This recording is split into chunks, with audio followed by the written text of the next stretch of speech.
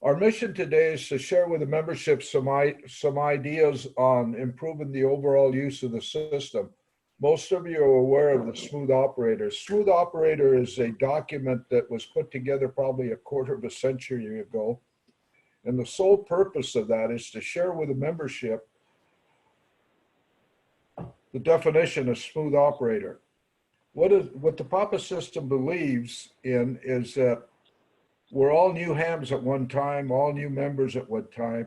So we try to put together all of the positive thoughts about amateur radio and the best way to communicate on amateur radio and the PAPA repeater system. And we do that and put our thoughts down on Smooth Operator.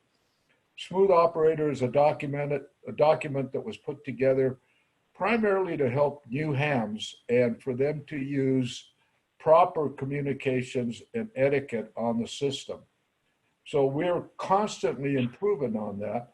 And the PAPA system has been very fortunate in putting in they could see new members. So let's keep everybody muted there, Carlos. Oh, hello.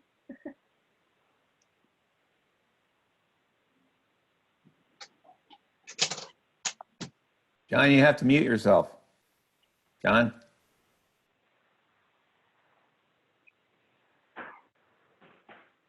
Well, now I can't hear.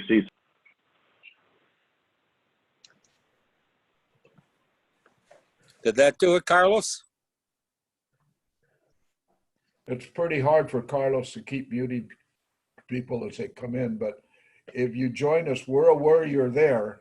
We're up to 96 people listening in today, so if we can keep the chatter down, and then I'm going to turn it over to Carlos for some instructions. But today I'm going to leave you with these three thoughts. We got a lot to talk about. I'm going to ask as a personal favor of everybody listening today to think about this. We've got a very negative thing going on right now with the pandemic. We've all sequestered, but if we use our free time and apply it to a positive manner, we can get an awful lot accomplished in the next month or so, hopefully less than a month. But while we have this free time, let's apply our free time to improve the overall operation of the system. And we can do that by, when we hear somebody on the system, the old saying, no call goes unanswered, apply that. It's a great way to welcome a new PAPA member in. And God knows that we've been blessed by a lot of PAPA members. The other new PAPA members, and they'll jump in and we got to help them a little bit in improving their communication skills on the system and approach them in a positive manner. And I think the system will only get better.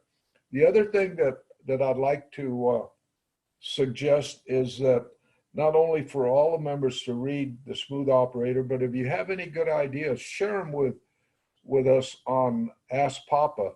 We'd like to keep everything we have in the Smooth Operator document helpful for all new members. The other thing is that one of the PAPA members, Norm, has been experimenting with virtual testing. And I think the last count, he's already done over 100. And so keep that in mind. Wouldn't it be wonderful with your free time, instead of watching old movies, upgrade to an extra? So I've used my nickel's worth of time. I'm going to turn it over to Carlos, that is going to give you a little bit of information on how we can utilize this great tool we have for our first virtual breakfast. Carlos, WA7ER, please take over. Hey guys, good morning.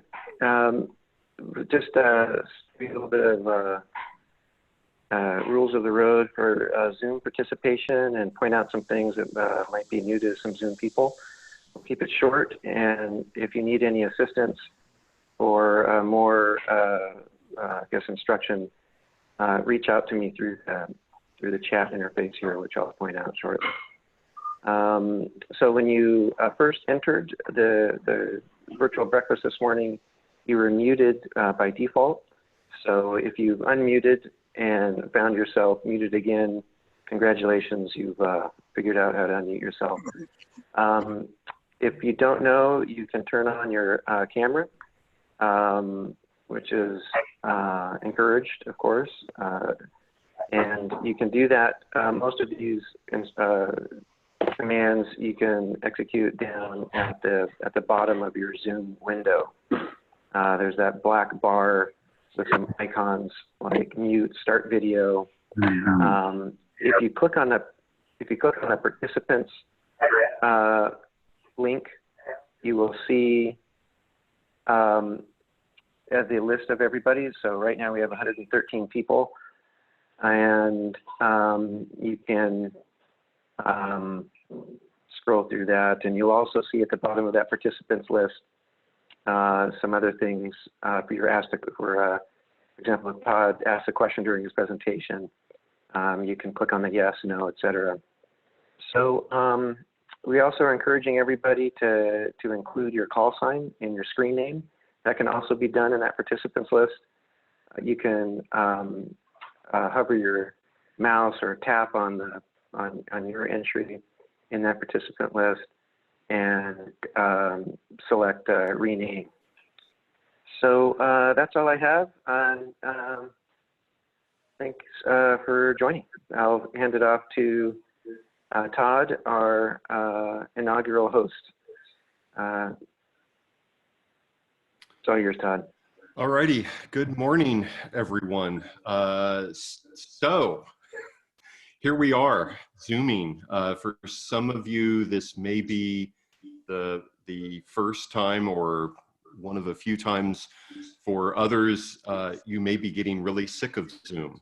We've been using Microsoft Teams at work and have been all virtual. So this is our new normal, at least for a while. So we're gonna see what we can do. So based on some discussions that have been happening, and Cecil brought up Smooth Operator, we thought it would be, we did an informal polling from the home office in Omaha, Nebraska, and came up with the top 10 things that drive net controllers crazy.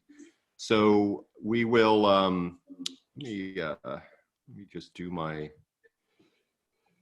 share here. And hopefully everybody now can see my screen. Carlos, are we good? We're good. All righty. So from the home office in Omaha, Nebraska, the top 10 things that, actually the home office in San Marcos, California, the top 10 things that drive net controllers crazy. And this was an informal polling of a number of the Papa net controllers. So they will jump in and speak to some of these points as we go through it. And hopefully this will be a fun way to think about some of the stuff that we're hearing on the airwaves today.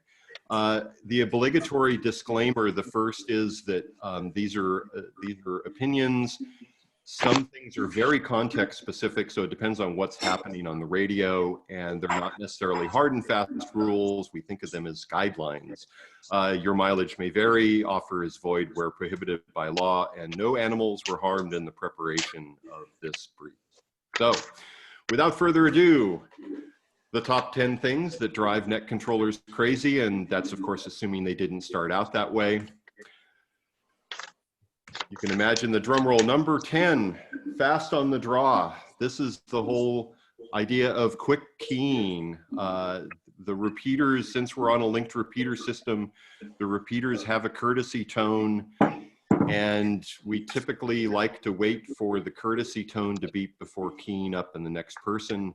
And then the fun fact on this one is, for some, this is very old knowledge. For the new members, it may be newer knowledge. If you hear one beep, that means that the person who was talking on a repeater that you're not on. If you hear two beeps, that means you guys were on the same repeater. So if you hear two beeps, then you may want to see if you can talk to the person working simplex, and different radios have either reverse or talk around. There's different language for it, but that's always an option. And that'll come up in a later point. So number 10, wait for the beep.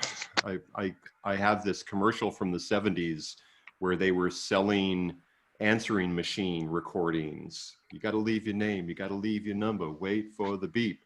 And so we are the audience interaction part of this, rather than comments, we're going to have polls for each one of these. So the first poll for number 10 is, and I, of course, don't have the questions in front of me. So Carlos, can you put up the question for number 10? Yeah, let me get that here. 1 second.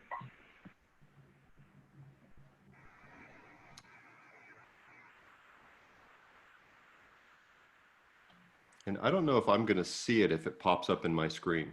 We did some testing yesterday. We tested most of our things.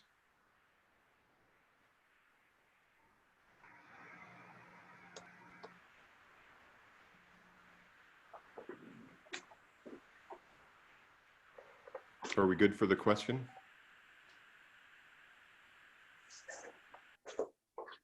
This is where I hum Girl from Ipanema as hold music. Bump, da da da da da da da da da da da da da da da da da ba ba da da. Ah, there we go. That's the first question. So for number 10.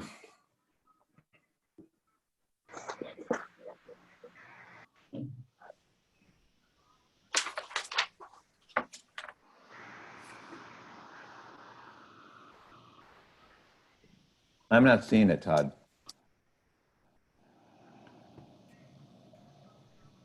Carlos is looking intently, so I think he's working. Yeah, give me a second here, guys.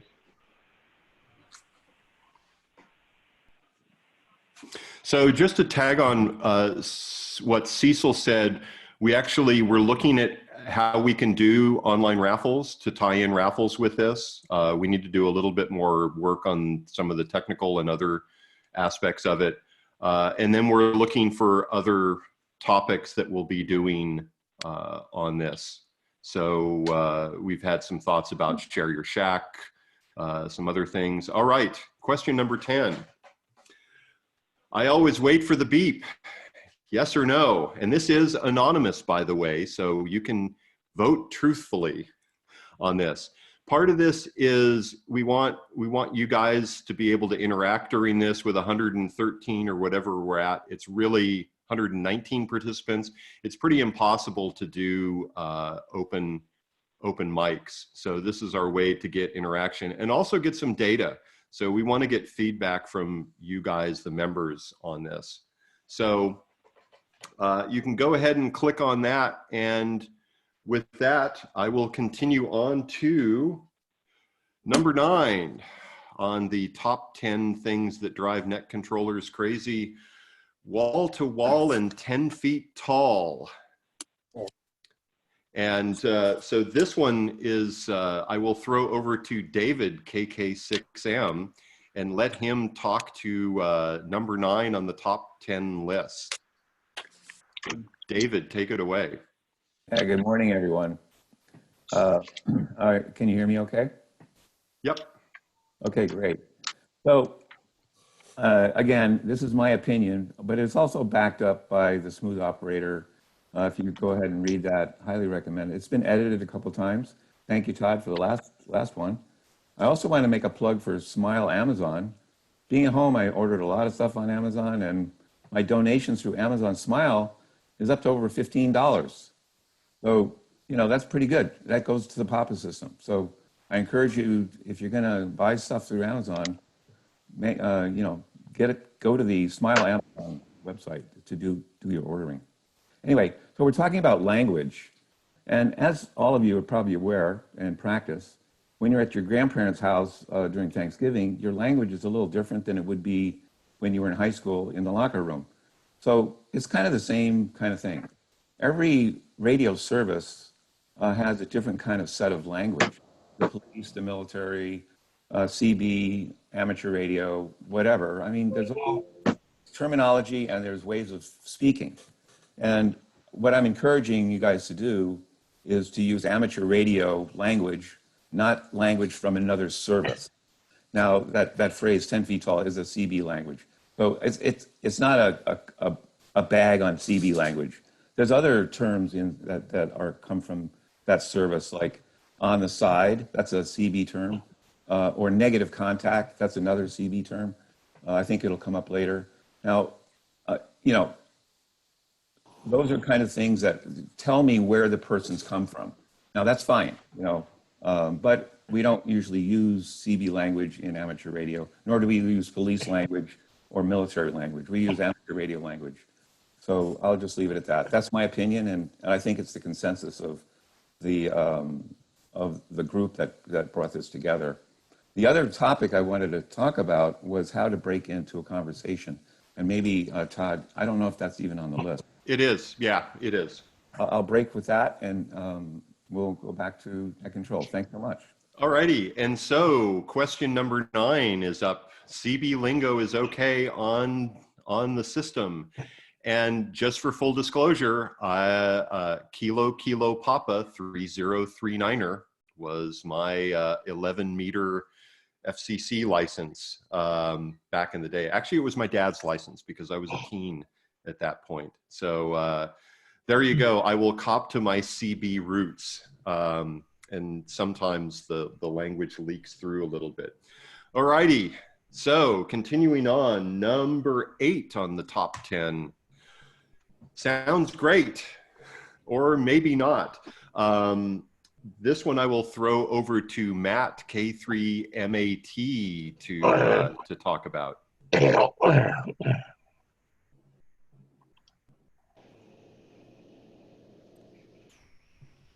Matt, I think you're muted if you're talking. Okay, can you hear me now? Yep. Okay, great. Good morning, everybody. I need a coffee refill. I've called the waitress, but she's not here. Anyways, I hear a lot of people doing the right thing on the system before they kind of get rambling on a topic. They'll say, how am I sounding, or how am I coming in, which is a good thing. Some people don't really take it to heart in terms of giving a detailed description of how the person sounds. Just because you can understand what they're saying doesn't necessarily mean that they sound good. You can be intelligible, but have a lot of popcorn or static or background noise, whatever it might be. You could be on the wrong repeater, low power. Some people, if they can hear the person, will just say, yeah, you sound great. That's not doing anybody a favor. When people are making new code plugs and they're playing with the settings in their radios and playing with the different levels and filters and audio stuff and all that, I'm personally an audiophile, not as bad as Steve, CIK. That's what he does for a living. God bless him. If you really want an audio check, that's the guy to call, by the way. But anyways, be critical of people, because you're not doing any favors if you just say, yeah, you sound good, when they really don't. I hear it all the time. I think we all hear it, that the person coming back doesn't want to really maybe take the time to pick apart really the details in the signal or help the person out with what they can improve on. But they just say, yeah, I hear you, you're good. And much of the time, there's a lot to be desired on their signal. So be critical. If somebody's asking how they sound, they really, really want to know. You're not going to hurt their feelings. They want a critical analysis of what they can improve on settings or holding the mic further away or closer or whatnot. Don't be afraid to be critical, because when somebody asks how they're sounding, they're opening it up for a critical evaluation. Anyways, that's all I've got for that. I'll give it back to Todd. I know my audio is not great. I'm on AirPods, so I'll try to play with it, but I don't know really what I can do. I'll try to mess around with it. Sorry about that. Back to you, Todd. Alrighty, thanks, Matt. Yeah, and Steve, WD8CIK is the go-to on this.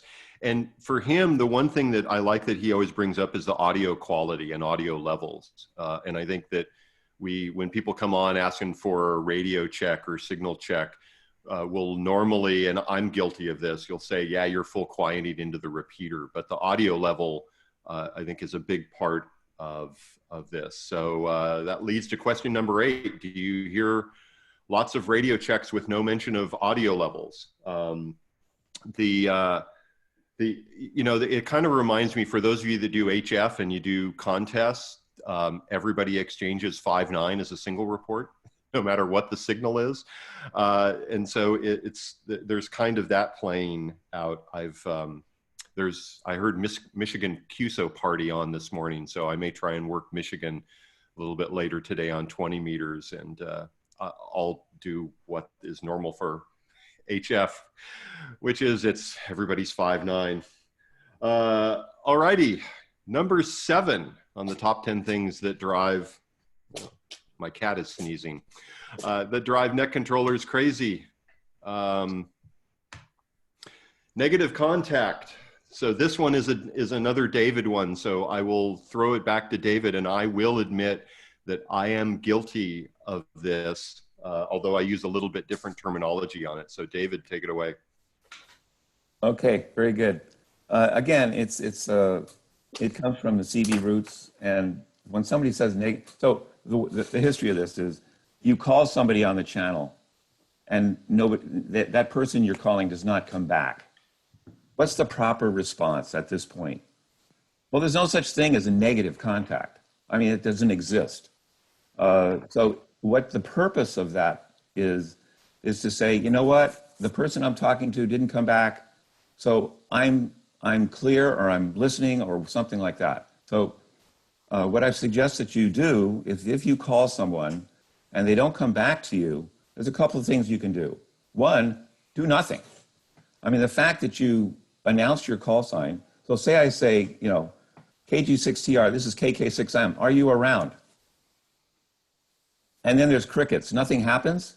Am I obligated to come back and say, sorry, I didn't hear anything, I'm listening? Not really.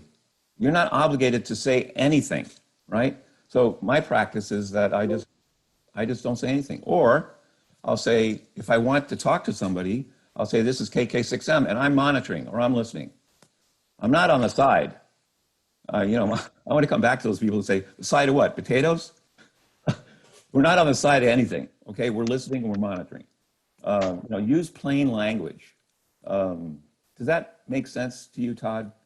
Yeah. I have to admit that for me, it does come out of CB roots and no contact or no joy, if you're a fan of military pilot speak.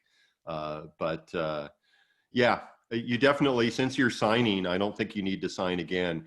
It is the one thing I will say about signing and saying listening is that if somebody wants to come back to you that wasn't the person that you're calling for, you've said your call sign again, so that because sometimes, this happens to me all the time, that I'm listening and somebody comes on and they lead with their call sign and I don't catch all of it, and they'll say something and nobody comes back. So I'll want to go back to them, but invariably I'll remember the last 2 or 3, I'll remember the suffix, because that's the thing that, I started to hear it, prefix went by so quickly. So I think coming back with the call and saying listening is not so bad if somebody else wants to jump in.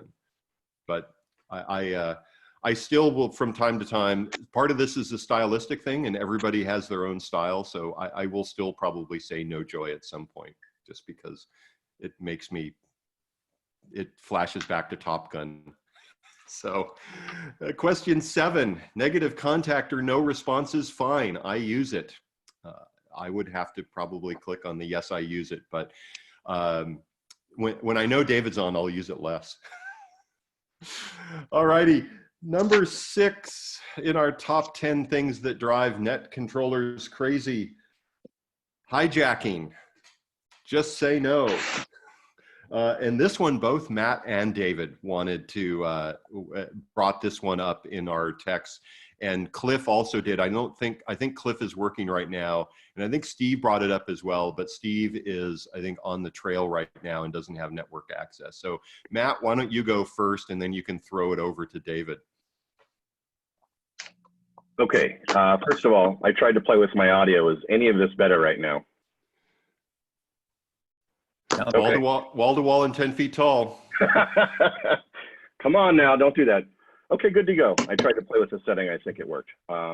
Hijacking. we've all been listening when there's a couple of guys. It's usually two people having an in-depth conversation about a particular topic, and you can tell they're both pretty passionate about it, and they've got experience in what they're referring to. And you know, I kind of liken it to, you know, at a cocktail party, if you can tell that there's two people really going at a topic, you know, would you just kind of walk up as a third and just say, hey, what are you guys talking about? You could, and we are a friendly lot here in ham radio, and we encourage everybody to jump in, but there's a fine line to that, and there's a little bit of a common sense kind of deal where you don't want to jump into a conversation with two or a group of three people, whatever, if you're going to come in and you don't have anything to discuss that's pertinent to the topic that they're talking about. There are people that come in and say comment, and then they get called on, and they bring up examples that are so far off and really don't have anything to do with the topic of what the previous original group was talking about. It's just like walking up to people at a party and people are talking about stocks, and you want to walk in and say, hey, I'm Frank, let's talk about the virus, huh? And these two people look at you like you're nuts. They've been talking about stocks for the last 2 hours, you know? It's kind of like that. So it's kind of like social graces and having an idea of time and place. And even sometimes if you do have something relevant to chip in, if two people are going at it, you can maybe just lay back and maybe wait till they tail off and they're done to maybe come in with a comment at the end. But you just got to use your better judgment. But I think sometimes, unfortunately, not everybody has that better judgment. So we're trying to get everybody to be a little bit more sensitive and pay a little more attention to just social etiquette and graces that pertain to radio, but really start with regular social graces, I say. What do you have beyond that, David? Oh, thank you, Matt. I'll just make a general comment about how to break into a conversation. You know, people will say comment, I guess that's fine, or their call sign, which I tend to use mostly. What I do most of the time is if it's two friends of mine that are talking, I feel more inclined to break in and, you know, talk to them because they'll probably want to talk to me. Now, if there's two people I don't really know or talk to that often, what I'll do is I'll wait for one of them to sign. You know, say one of them's driving to the store and the other one's at home talking. So the guy that gets to the store, he says, okay, I'm at the store, I got to call you later. He signs. Now the other guy's still there. So what I'll do is I'll wait for maybe even a minute, and then I'll call the person that's left and have a conversation with them. And I can pick up where they left off, or I can introduce another subject or whatever. But I find it, for myself, you know, we need to do more listening, more monitoring, less impulsive keying of the mic. You know, we always encourage people that are new to, you know, key the mic, get on the radio, and make contacts, which is a great thing. And I know we're all talking to the choir here. There's a lot of people here with a lot of experience. So take it for what it's worth. What we want to do is improve the overall operation of the PAPA system. And we need all of you to help with this. So that's the whole purpose of this. So my advice is to, if you're going to break into a conversation that's about a specific topic, you know, have something to contribute to that topic. Don't like steer it off. And if you want to join a conversation, there's ways of doing it, as we discussed. And another option is to wait till they're done and then to call the person that's left. Those are the options that I would want to suggest. Thanks again. Back to Ned. So I want to thank everyone for voting on the poll, because this is really useful data for us as net controllers and for the club. So right now the question 6 is up: is QSO hijacking a problem? And that's just in general. The internet refers to this as a thread hijack, which I have been guilty on a couple of forums that a bass guitar forum that I've been on since 2004. Thread hijacks can be epic on that. So, alrighty. So moving on to number 5 on the list, and this one's actually related, and David touched on it. So number 5 on the list, key first, listen later. And this is a little bit of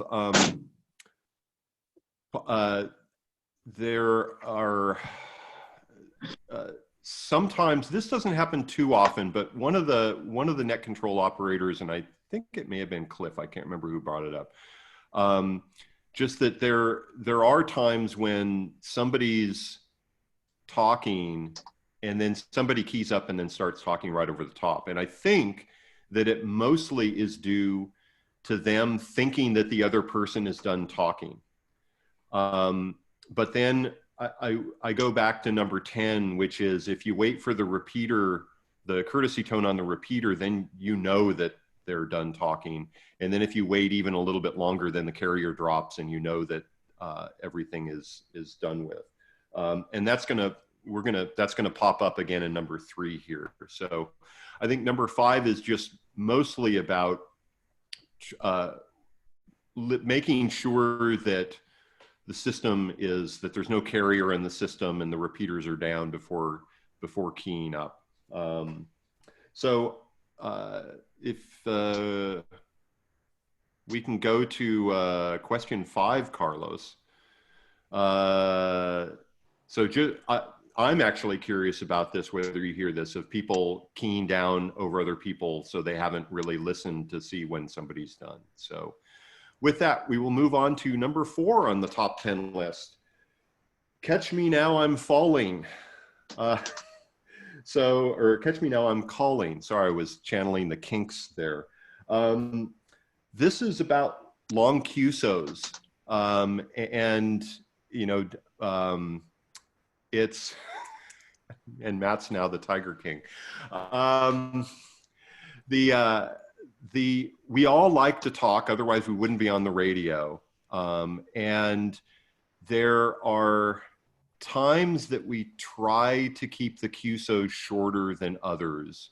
So one example is during drive time in the morning, although drive time has somewhat lost its meaning during our current state of affairs. But still, morning drive and evening drive, there are a lot of PAPA members who are mobile, and they fairly regularly will pop on the air and have short QSOs as sort of ride-alongs for their drive. So we try to encourage people to not have long rag chews during the drive times.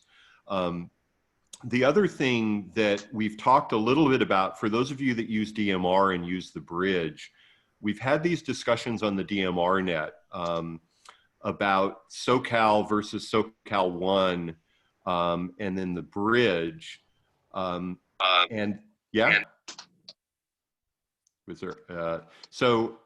The SoCal is a static talk group, and apologies for those that don't DMR. So this will just be a brief foray into this. SoCal is static, which means it's always on all of the mountaintop repeaters. SoCal 1 is dynamic, meaning it's only there when somebody keys it up on a mountaintop. So one of the original intentions was that SoCal would be, at least in the PAPA system, SoCal would be essentially a calling channel like 14652 simplex, where people would make a connection and then they would hop over to SoCal 1 to have a longer QSO. And by doing that, they're not tying up all of the repeaters, they're just tying up 2 of the repeaters that they're going on. And then the bridge ties up even more repeaters because it's all of the DMR repeaters and it's all of the analog repeaters. So the long QSOs on the bridge, if that's your only way in, if somebody's on digital and somebody's on analog, then that's the only way you can make the connection. And one of the cool things about the PAPA system is that we actually have that bridge across the systems. But if 2 people are on digital, then the bridge is probably not the ideal place to have the QSO, just because you're tying up the analog system and the digital system, and that tries to keep it longer, or keep the system available for other people. So the poll is up, long QSO is a problem. Wow, it's about 50-50. So again, I think this is all perspective and depends on when you tune in and when you're listening. So with that, I'll move on to number 3 on the top 10 list. Roger, over. What's your vector, Victor? There's been a fair amount of chatter about this, actually. We know that opinions are divided, so I will be very interested to see the poll on this. But this is the topic, and this got Steve KI6LOV brought this up on the new Hamsnet week before last about the use of over or Roger. And we had some of the net controllers were having a texting. We were talking about this, and I think traditionally on the system we haven't used Roger or over. It definitely, that comes out of military and police usage, but it also comes out of HF usage. And when we were having this discussion, I sat down, and because I'm kind of nuts, I tried to figure out why it was appropriate on one system and maybe not appropriate on another system. And I think for me, it came down to when I'm talking on single sideband on HF or on 2 meters single sideband, there's no carrier. So the only time that somebody sees a signal is when I'm talking. So if I pause to take a breath, the signal drops down, and the person I'm talking to could think that I'm done speaking. So then they may key up. And if I was just pausing to take a breath, now we're doubling, and I can't hear because I'm not going to be duplexing because I'm talking simplex on this. So in that case, where I'm on single sideband, then over or Roger or some sort of signal that you're done transmitting is totally appropriate and actually necessary to keep you from doubling with the person that you're talking to. If we go back to number 10 and you're listening for the courtesy tone, you have concrete evidence of when the person is done transmitting, because they've not only stopped talking, but the repeater has done the courtesy tone, signaling that they've unkeyed. And then if you wait another second, you hear the carrier drop. So when you're on FM and you're on a repeater system, the Roger and the over is probably not really necessary, with one exception. And that one exception brings us to number 2 and so please vote on the question that's up right now on Roger, over, and whether you say over.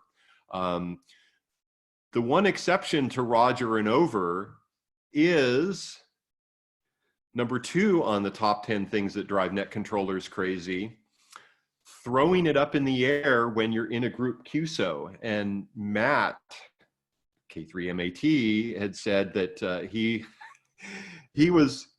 had brought this up in our conversation, so I'll throw it over to Matt to talk a little bit about the throwing it up in the air phenomenon. Yeah, this goes along with the smooth operator kind of etiquette that we're trying to instill. And we're not trying to be overly critical, but there are a lot of new hams out there. And this is kind of why we're going back over some of this stuff. I'm reading some of the comments, and some of the people maybe, let's say, are not appreciating all the lessons and kind of reminders that are going on right now.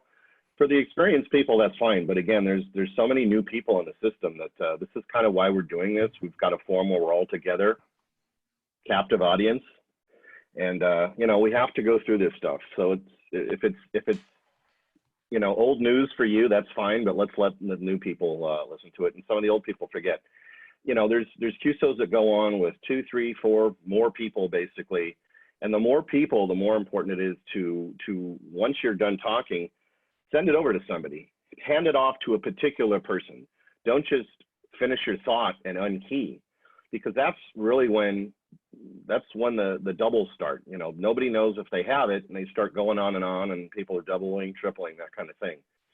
Usually there's a rotation. If there's a group of people talking, it's usually an established, you know, rotation. You just keep that. If you go out of order, it can get a little confusing. Sometimes if you're making a point to an individual, you say, well, I'll send it over to you, Todd, because I want your answer to this question, even if it might be out of rotation. But don't just unkey and have it dead air. That's when we get into trouble and things kind of get confusing and people jump in, and it's just a mess. Not a whole lot to be said about that, but try to be wary of it and try to keep a rotation. If you're in a group, it just keeps order. Things go more quickly and more smoothly. And then as somebody else pointed out, you know, I think we're at like a 50-50 on the long QSO kind of topic. Long QSOs, if other people are coming in and you're inviting other people, I think are okay. By long, I mean 15, 20 minutes, not a half hour or an hour. But if you're leaving spaces and you're inviting other people to comment, then I think that you've got a little bit of a license to maybe have a longer QSO because you're inviting other people to kind of come in. But beyond maybe 20 minutes, half hour, I think is excessive. And there's other people that want to talk about other things. So yeah, just hand it off to somebody when you're in a group. That's really the takeaway here. Any other thoughts, Todd? So I haven't been looking at the comments, but if people are saying that, okay, we know all this, we know that. I think ham radio has a long history of Elmers, and those are people who are experienced helping those who are less experienced sort of figure stuff out. And in the olden days, it was largely technical, but it was also radio operations and etiquette.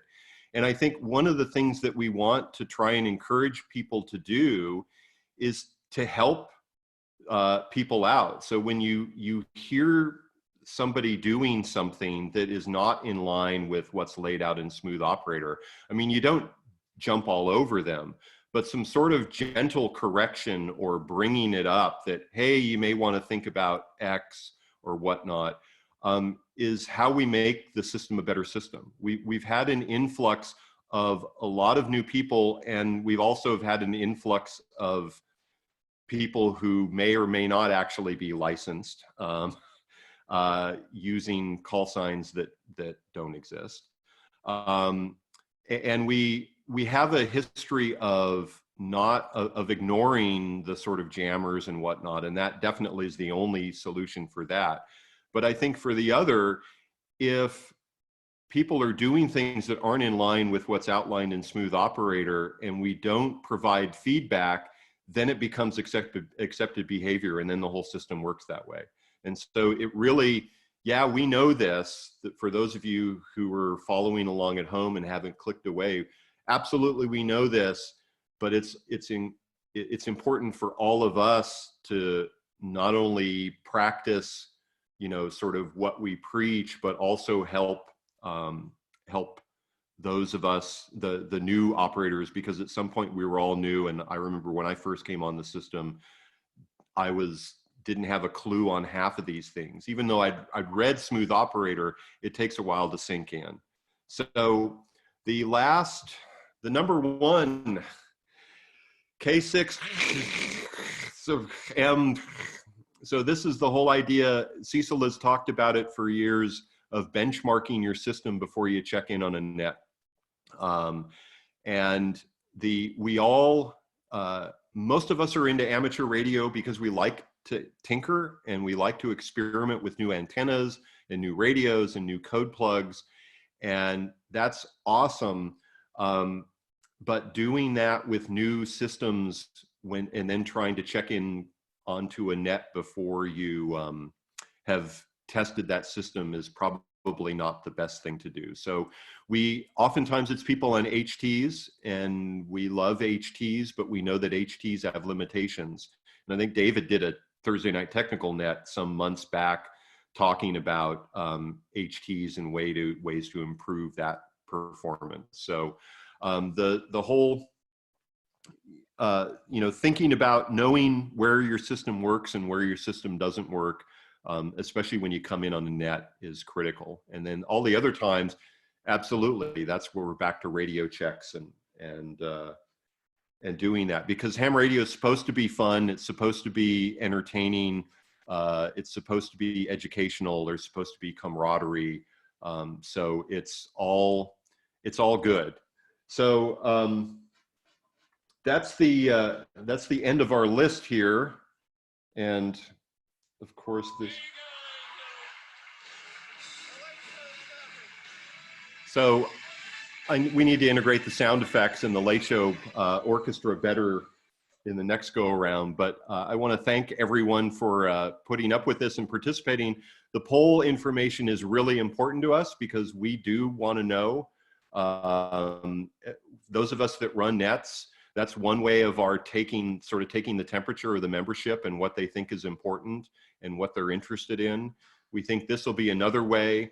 And we also are interested in ideas for other virtual breakfast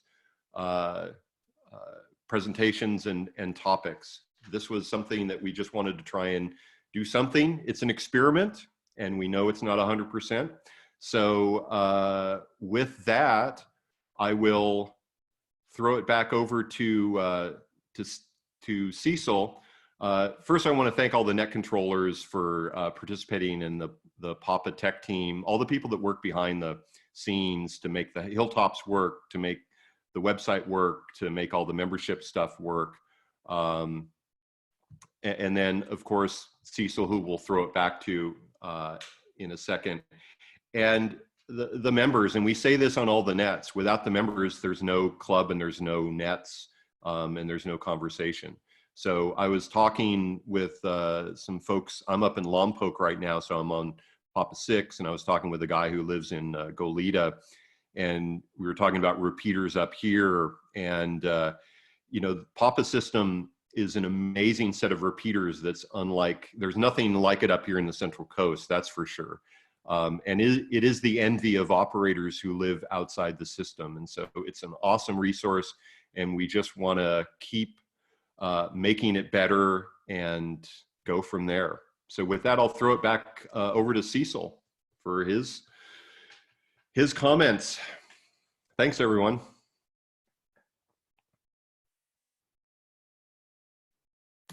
Before Cecil jumps in, I'd like to make just one final comment with David.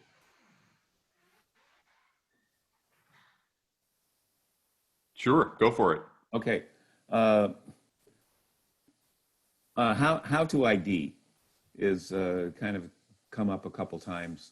There was a conversation that was going on between Cliff and a new person, and they were chatting along, and then somebody broke into their conversation.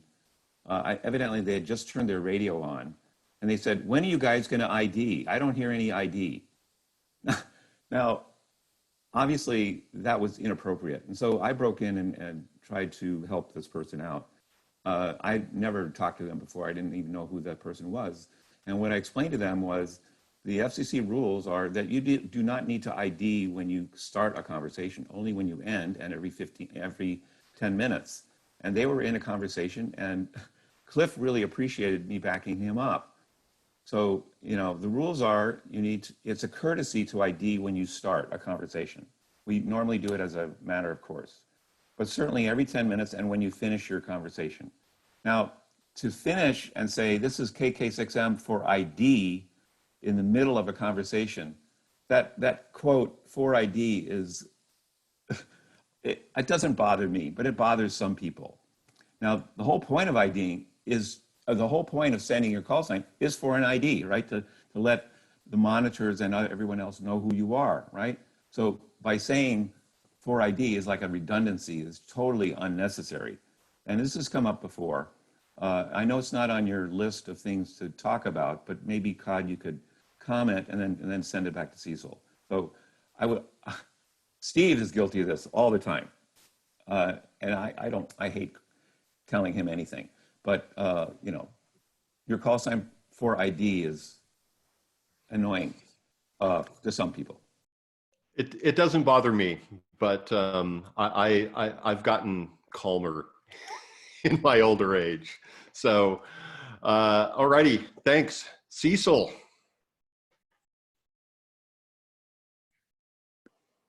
Are you guys going to take questions from the audience at all?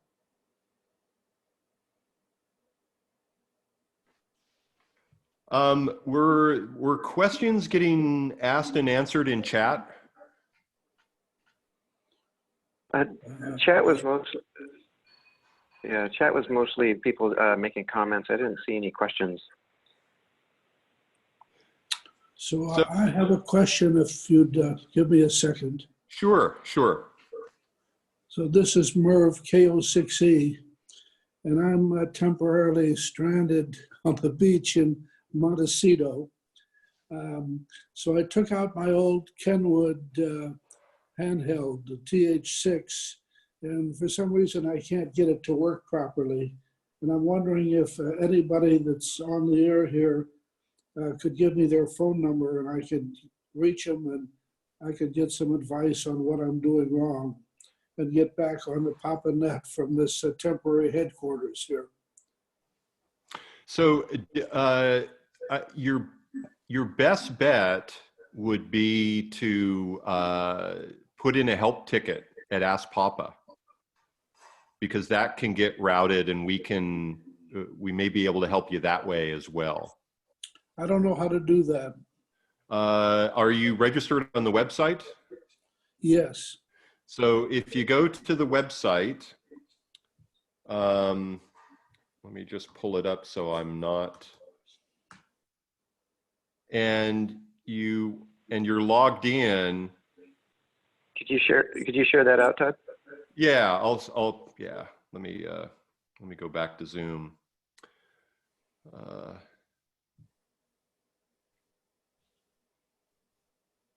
I've got a printed cheat sheet for him if he wants.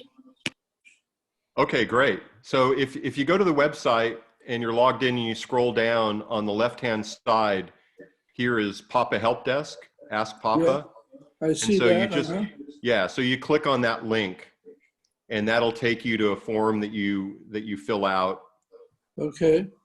And then that gets routed to our internal crew, and then we can route that around. But it sounds like somebody's got a cheat sheet as well. But this is sort of the standard way. If you have questions, need help with something about the system repeater down, this is the way that we get information on the back end, and then we can route this around and try and help folks out with that. That's a big help, and I'll do that. Meanwhile, maybe you could just ask if anybody happens to be on right now. Who was the person that said they had the cheat sheet? K6LCS. I put the link in the chat box for the one-page cheat sheet.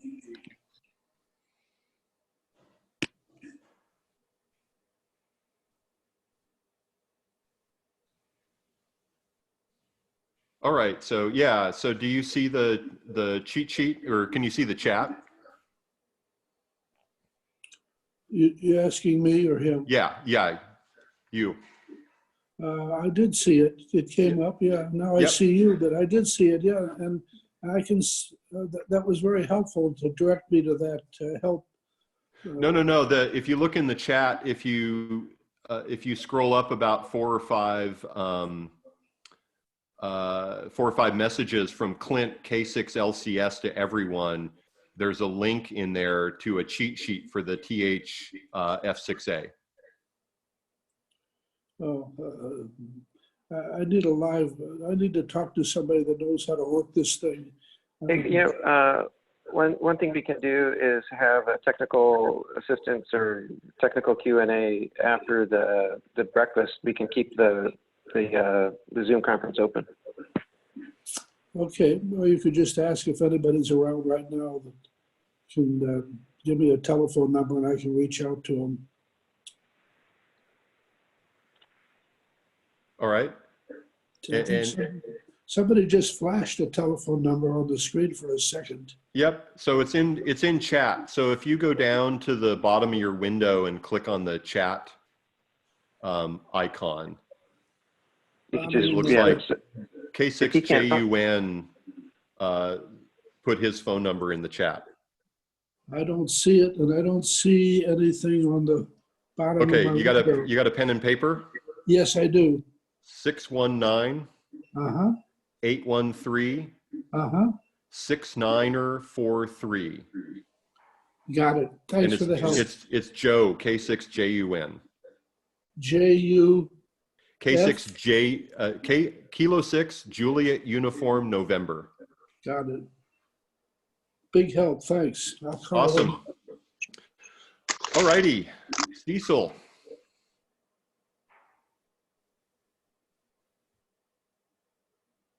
I think this virtual breakfast this morning, it's definitely close to a 10.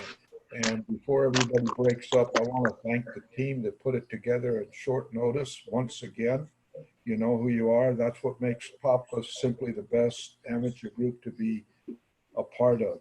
And without this team that we have behind me, we'd never have gotten to this level. Without the team that does all the work and the membership, the Papa system would still be a single 220 repeater on Oak Mountain. Oh, the good old days. Yeah, we got to stay focused. Don't interrupt me. I'm not a multitasker. I got a few wishes at this point. I think this system worked well, and I think everybody stayed connected. We had a top check-in of 123, and we have 117 still connected. So that means to me that everybody was interested in what we did this afternoon. This could only be a start of what we can accomplish in the future.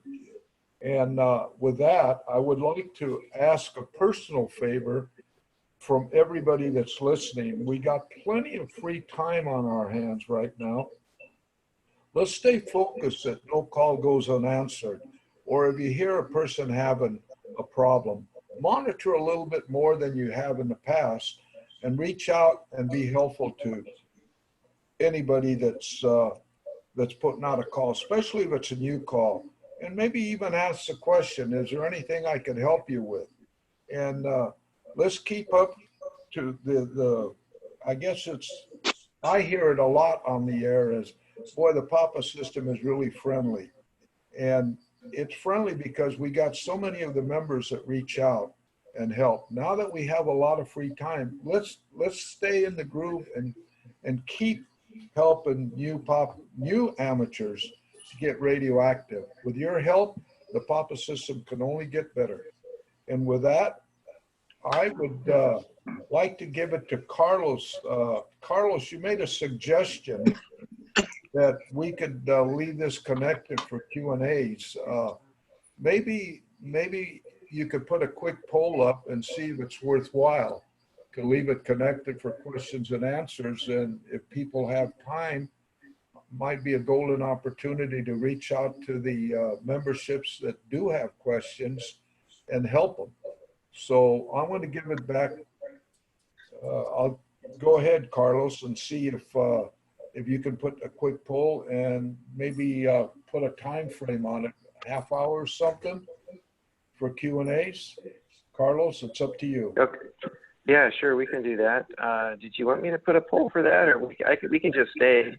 Anybody who would like to stay to assist or ask questions, feel free to stay. We'll hang out here for another 20, 30 minutes or so, or until everybody has had enough. Yeah, I got a question here. This is Ray speaking. Go ahead, Ray. I have a 5 to 10 minute presentation about my journey to Mount Whitney and using the Papa system. And I have a 3-minute video clip talking to Papa members from top of Mount Whitney. If that's something interesting, I can do the presentation. Todd, I'll give that to you.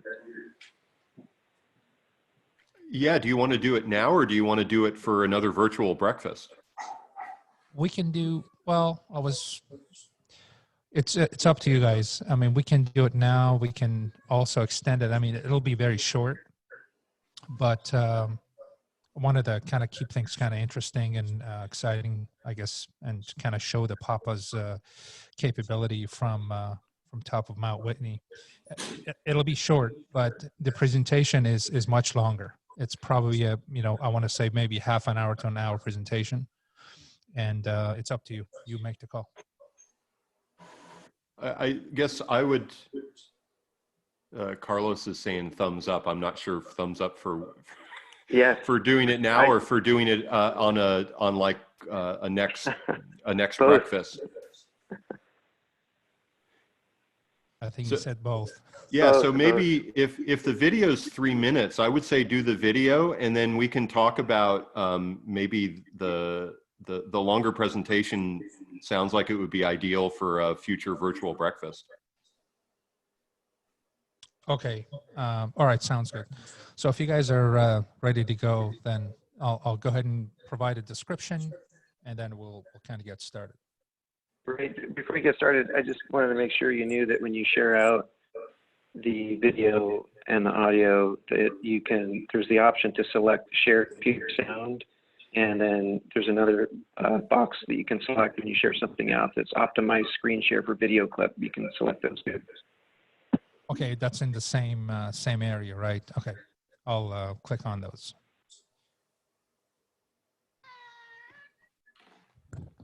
Okay, so let's get started here real quick, and maybe we can have a little background music. Okay, so the journey started October 5th of last year. I'm going to fast forward to a lot of things we did.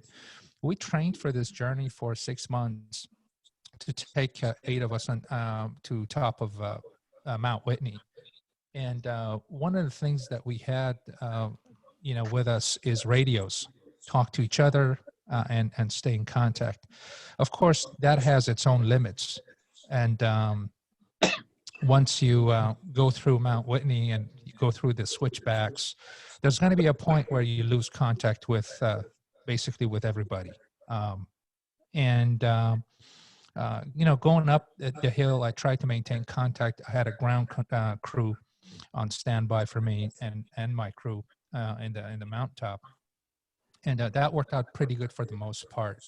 Of course, we lost contact until we reached closer to the top of Mount Whitney, and then we gained all sorts of connections, and I was able to make some contacts. So the video I'm showing here is that once I got on top of Mount Whitney, I start making contacts on a repeater that is close by there. I think it's Ridgecrest, repeater number 19. And that turned out to be good. In fact, I could hit 3 or 4 repeaters. Imagine being at 14,505 feet. Suddenly you'll have access to repeaters and contacts that you never had before. From just a handheld. So with that said, this is really short. There's a lot of stuff happened. There's a lot of value in communications. There's a lot of value of having radios and being in contact, but I won't get into that. And I really won't be able to share all that stuff right here in this 5-10 minutes that I have, but I will share it at some point, and it gets really interesting. We ran into all sorts of events that I want to share with the team here. So with that said, I'm going to go and share a clip. And on this clip, I'm asking people on Papa System for radio checks. And there was a few people that came out and sort of supported the contacts. The audio level is low on this video because I had the camera in a waterproof case. So you might have to increase the volume on your side to make sure that the audio gets through. So with that said, I'm going to switch and we're going to go watch this 3-minute video.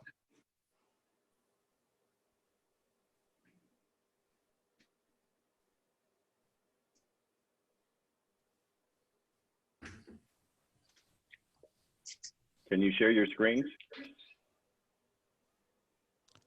Yeah, it's I'm doing it right now. Stand by 1 second.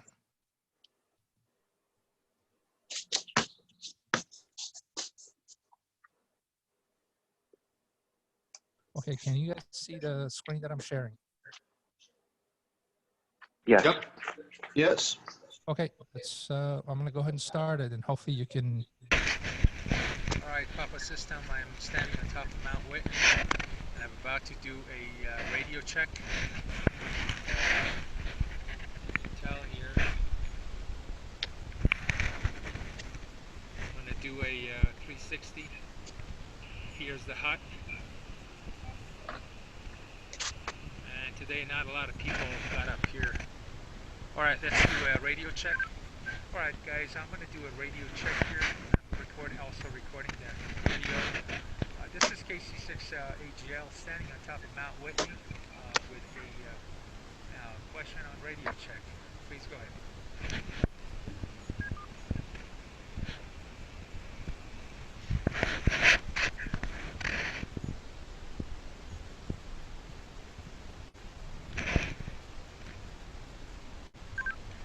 Anyone on frequency that can come back and mention your call sign and where you are, and this is a radio check. Please go ahead now. KJ6DMI on Papa. And WD6CIK on Papa 1. That was Steve, WD8 CIK.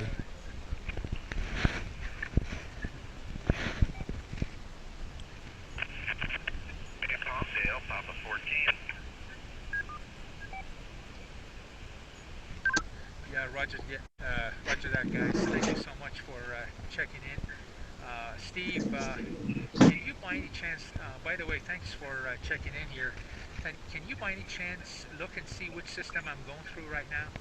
Okay, you see 6AGL standing on top of Mount Whitney. Yeah, that's the other thing, guys. I have no clue which system I was going through because I had a radio with me without a display. I'm near a computer, so I really can't. But you're full quite into whatever repeater that you're talking into. WD6CIK.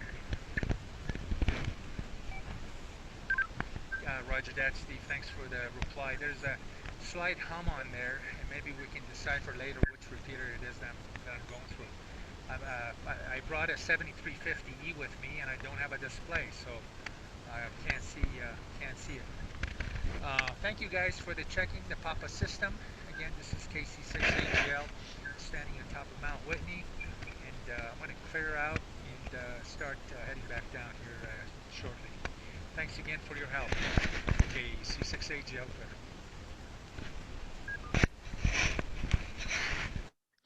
Okay, so going back to I stopped the sharing. That was pretty much, end of the video. But the radio I had with me, at that point I hadn't slept for 15 hours, and at that point, I just threw some frequencies in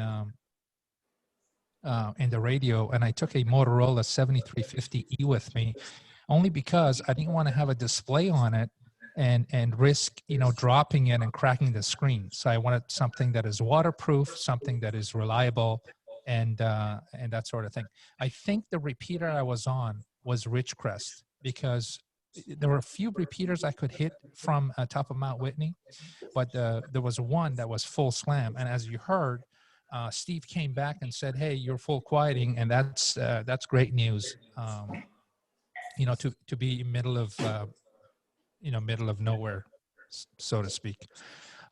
With that said, I just wanted to present that, and hopefully next time, if there's more time, I can go through some slide deck that I put together, presentation to show every step of the way and how we utilize radios and communications to maintain contact, because everybody has a different pace on a hilltop, everybody.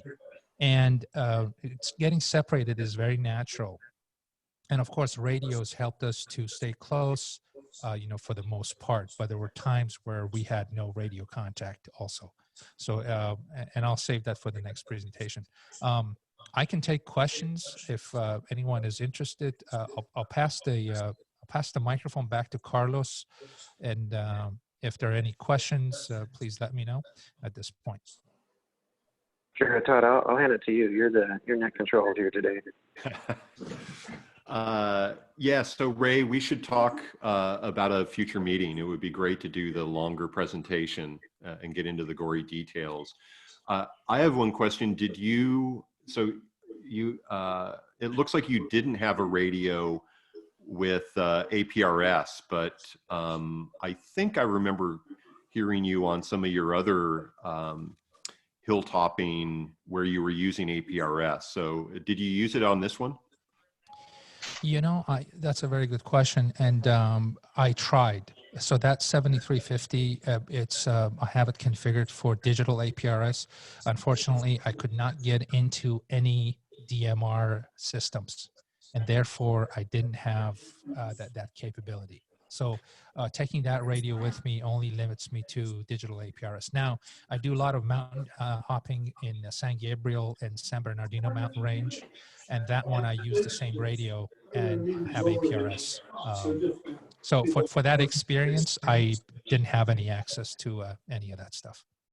Yeah, so it's interesting because I'm up in Lompoc now. When I was down in LA, I had trouble with APRS beaconing, but digital APRS was no problem at all. Up here in Lompoc, I have no problem with analog APRS. There's just way less traffic going in. So I would imagine hilltopping, it's much easier to hit the APRS beacon. I think that may be another interesting topic for a morning breakfast, is to do a deep dive on APRS for those who haven't used it before, because it provides you some other ways to keep track of people. Adrian used it on the the island trip when he was hiking over the ridge, and those of us were following him on aprs.fi. It was pretty cool. Yeah, indeed. And, we have these tools and capabilities, and why not use it? So, yeah, definitely it'll be a good topic of conversation, and getting PAPA members to learn how to do that possibly, or people that haven't tried it, haven't done it. I think it's a great value. It's nice to have. I mean, otherwise you have to go buy something that does that. And here we are as part of the services that we have the privilege of, having these radios, and of course getting our location transmitted freely. It's always a good value. Cool, very good. Cecil, any? No, just want to thank Ray for a great job. He was on the agenda prior to this pandemic, this coronavirus issue that we're having on the planet.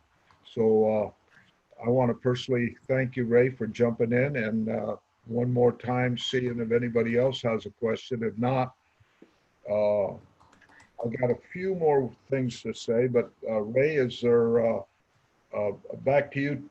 I'll give it to you, Todd, and see if anybody else wants to ask any further questions, and then I will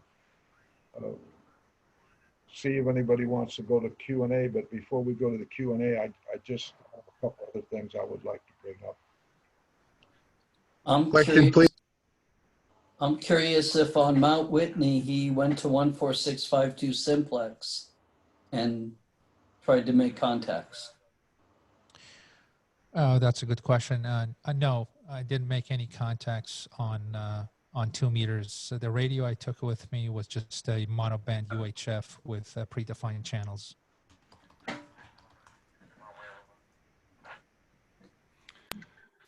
Cool. So I guess any other burning questions? I think if you have questions or comments about future topics or whatnot, you can send them to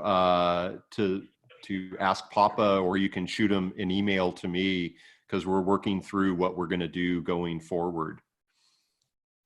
Question, please. Question? Sure. N1AB, go ahead. Oh, thank you. Just a point of curiosity, I've noticed that, well, for instance, KK6M and KM6VME and Carlos, their backgrounds, is that some feature of the Zoom software, or are they really located in the paradise somewhere? Yeah, Zoom I'm has on its, the beach. I don't know where anyone else is. No, it's in the Zoom software. Down when you get to the video settings, when you at the bottom left-hand screen, some people have a video camera. There's a little up arrow and you can change. It's called virtual backgrounds. It comes canned with some, and you apparently can add your own. So it's a feature from Zoom. Okay. Thank you very much, gentlemen. Thank you. Question? Yeah, Hugo. Yeah, I think the first question was, it looks like maybe CAN 6 DPI. Okay, thanks. So this is about the Papa system. Is that appropriate at this point? Sure. Okay, so I've been a member for probably 10 months. Got my ticket last year, but I'm not super active with your guys' social meetings or things like that. But I'm on Papa, the network, quite a bit. Up here in the Antelope Valley, typically Papa 14. But my question is around the linking and unlinking of the repeaters. And I know you guys have, you know, net operators and so forth that handle that stuff, but occasionally I'll hear, you know, 1, 9, 14, 22, same traffic on all of them. And then once in a while, there'll be just a couple repeaters that have a whole different QSO going on than 14 or 1. And I'm wondering how people take certain repeaters on and off the network. Just a curiosity question. So I can answer part of that, and then I'll throw it over to Cecil for more details. For some of the nets, different repeaters are sometimes added in. So like on the Thursday night tech net, some of the D-Star repeaters are linked in. And then when we do the all mode net on the first Wednesday of every month, all of the repeaters are linked in. Normally all of the analog repeaters are linked, unless a box is having some technical issues. One thing we did notice was, because some of the links are microwave between the hilltops, when we get bad weather and rain, sometimes that linking can drop out. So you'll get some oddities, some odd behaviors there. And then sometimes the internet just does some wacky things. And so repeater connections will, some of the linking will drop out. Some of the tech staff has the ability to do remote linking and unlinking of boxes as well. So if one of the hilltops is misbehaving, then one of those net operators can actually take it off remotely. So Cecil, I'll throw it over to you to fill in any gaps in that answer. You did a great job there. You covered most of the bases. We have net control operators can disconnect anything from the entire system. Normally, like Todd indicated, we leave all of the analog repeaters connected. That's kind of the norm. There is occasions when we have a need for a request for a net for a certain area, like for the Red Cross, that we don't tie up the whole system for that. We just tie up 3 or 4 repeaters. And so, but probably 95% of the time, the analog repeaters are always connected at this point. Okay, yeah, thank you. I appreciate your time.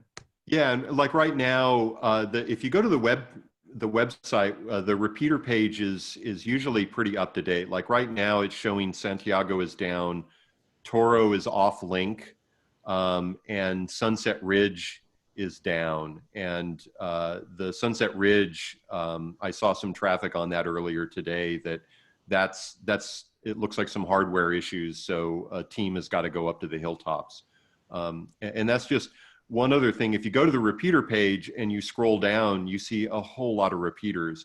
And one thing to think about is for each of those repeaters, there are Papa members and volunteers who are going up and servicing those repeaters and keeping them online and reconfiguring and optimizing the system, and then also doing stuff remotely through all the internet linking and software linking.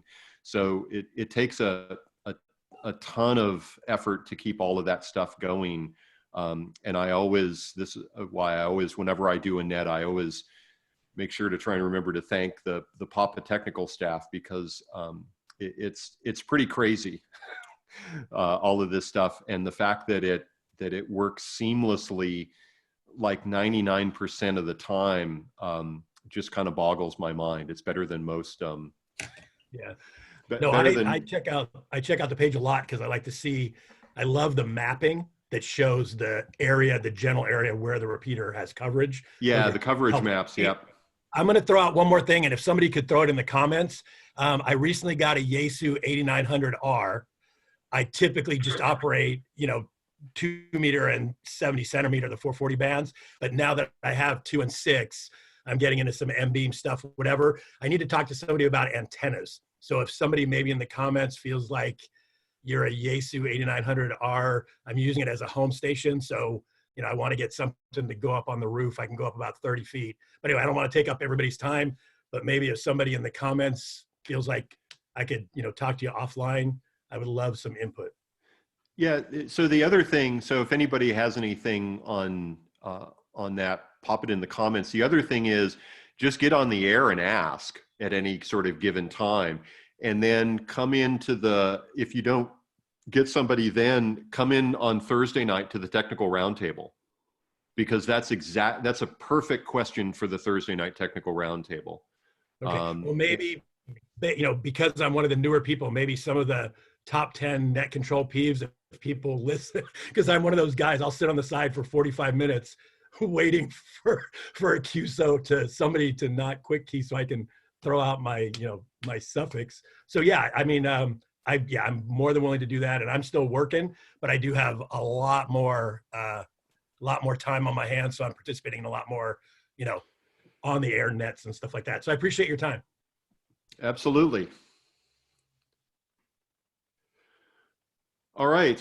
Any last, as they say in the military, any saved rounds before we pass it to Cecil for the wrap up?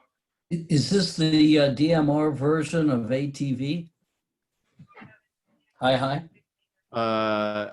I suppose yes. I was dialing around 2-meter and some other things, listening to sideband TV. Of course, not viewing it, just listening to it, because yeah. So Zoom's interesting. I think that it's been really cool to put faces with names, and I think that's one of the things that the breakfasts, one of the purposes they serve. So it was amazing to get like 120 people in a room at one time. I think that may rival the picnic attendance, but maybe that's an appropriate time, since we're coming up on 90 minutes. Maybe Cecil, you can talk about your sort of final thoughts, and we'll wrap this at the 30-minute mark, if that works. Worked for me. Cool. Okay. Just a quick wrap up of things for the future. It's been proven today that this is an exceptional tool to promote amateur radio, and due to what's happening on the planet, I think that there will be a lot more exciting meetings like this, virtual meetings, be it the picnic or be it breakfasts or luncheons. It's going to fill in a gap. We will collect a bunch of topics that will be worthwhile sharing and getting the input from the membership. So I am pretty confident that we'll cover the picnic, and we'll probably cover the door prizes. Door prizes that we have at the picnic raise a lot of funds for future expansion of the system. And speaking about future expansion, we were so wrapped up with regional issues that we did not promote the latest Papa San Diego repeater, which is an analog repeater on Mount Woodson that has filled in a big hole for a lot of people that's in San Diego. A lot of people that are in San Diego, as they're driving from the Mexican border to let's say Temecula, you'd run out of actually areas where you got good RF coverage. But we've got probably 90% of the San Diego area covered now. And with that, I want to personally thank everybody for their participation, and look forward to growing this capabilities in the foreseeable future. So with that, I'll give it back to Todd. Todd, thank you. You did a great job. No doubt about it. Back to you, Todd. Cool.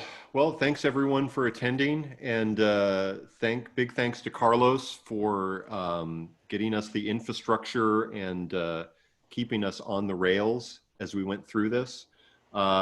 Everyone have a great rest of the weekend, and I think Bob W6CJX had piped in, I think, on the chat saying that the RF was dead because everybody was here. So I guess that's a thumbs up for this, and I look forward to catching everybody on the radio. Remember, tonight's the Saturday Night Roundtable. I think Cliff is on board, so we'll see what the topic du jour is. Last week, for those that weren't around, we actually ended up talking about scanners and not talking about virus stuff. So it was actually kind of cool. So Saturday Night Roundtable tonight at 8, and then of course all the nets next week, Monday DMR at 8, Tuesday DSTAR at 8, Wednesday New Hams at 7, Thursday TechNet at 8. So thanks to everyone again. It was awesome to see everyone, and thanks for putting up with the experiment, and we'll learn and adjust, and we look forward to catching up with you guys on the radio or on the next meeting. So see ya.